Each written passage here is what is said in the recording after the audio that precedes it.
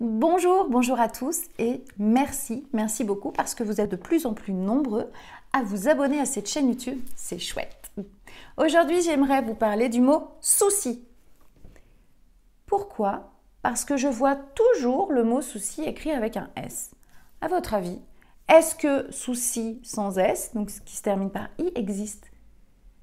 Eh bien oui, en fait, cette version-là est au singulier et là au pluriel. En fait, c'est très simple, mais je le vois souvent écrit avec un S. Tellement souvent, et effectivement, on le voit souvent, donc je pense que certaines personnes ont fini par en déduire que le mot souci s'écrivait toujours avec un S. Non, non, non. S, c'est pour le pluriel, et le sinon, c'est comme il se prononce, il se termine par un I, comme le mot défi de défi orthographique, par exemple. Alors je me suis dit, peut-être que certaines personnes confondent avec le verbe se soucier.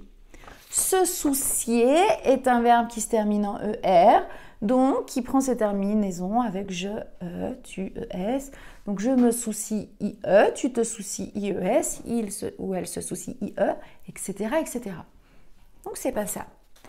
Je me dis, c'est peut-être l'expression pas de souci. Ah, pas de souci. Est-ce qu'on doit mettre un I ou IS? Eh bien, les deux sont possibles. Tout dépend si vous considérez un souci en particulier ou si vous considérez qu'il peut y avoir plusieurs soucis. Ah, c'est peut-être là. Donc, pas de souci, on peut le voir avec un S, effectivement. Cependant, l'Académie française n'aime pas trop cette expression. Elle ne la recommande pas parce que c'est un peu un sens erroné du mot souci. Elle préfère qu'on dise ma foi, il n'y a pas de problème ou sans aucune difficulté. D'ailleurs, si vous hésitez, est-ce qu'on met un S, est-ce qu'on n'en met pas, je vous conseille d'écrire aucun souci. Parce qu'au moins avec aucun, étant donné que souci est un mot qui existe au singulier, et bien avec aucun, obligatoirement, on sait qu'on doit utiliser le singulier. Voilà.